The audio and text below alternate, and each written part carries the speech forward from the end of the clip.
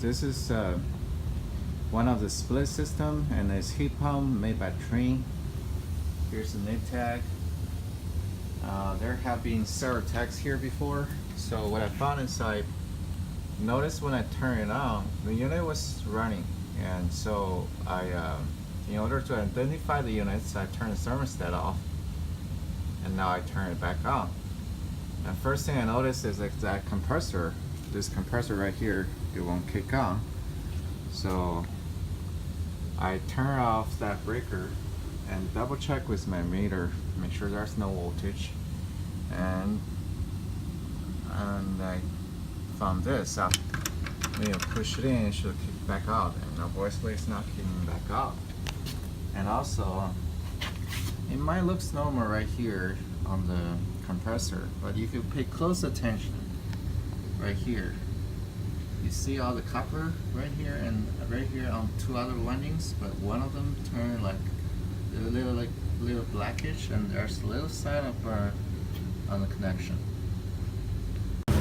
There's two more things. One is a run capacitor for the condenser motor. Right there, it's reading 0. And I saw a lot of oil right here. Right now it's clean. I clean it up because I sprayed some soap bubbles all over this fitting, and actually it looks like there's just a spray when somebody hook up the gauge right here. Rotate the condenser fan, and I don't see any problem with it. I don't see anything blocking it or making any noise, so looks fine to me.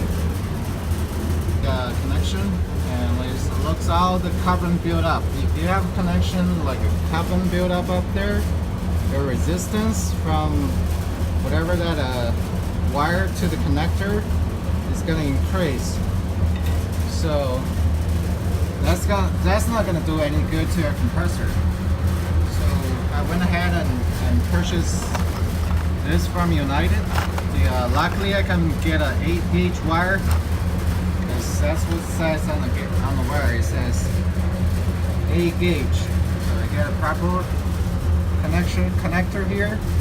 Crimp it really good and tape it up with electrical tape. Tight it up there. Now I got this contactor. So every time I double check it. I double check everything. This is my replacement contactor. Alright, I put everything back on. So this coil is actually on the top. If you have this plate where it was, just like I said, I took this cover off, flip it, and now my coil is on the bottom. I don't have to stretch any wires, and that's good to me. Here, this is being the trade that I've learned something. Like, if you put a run capacitor, and I can't push it up because it's gonna put those terminals against that relay.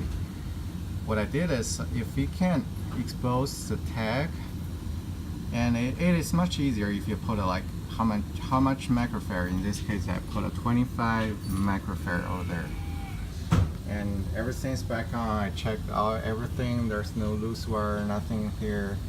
So I'm gonna start this system and see if this boy kick on. It's that a lot of people, when they wash the coil of this kind of unit, they just pretty much flash it one side and just go. And usually they do it from outside. So this particular one, you do have it flash from inside, and they do have a 2-layer coil. And the proper way to do that coil is to actually split them and flash from the inside out. And make sure you split both coils so you can also get to the inner layer of the coil. This is a 2-layer. If you take that coil off there, it's going to be 2-layer right there. And so I'm just hook up my Smart Pro. I know there's a lot of apps right now. And I'm going to open that Smart Pro, and now I'm going to send out a number.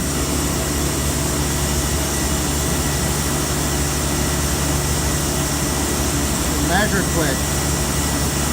There you go. Boom, real time. Stop superheat, stop cooling.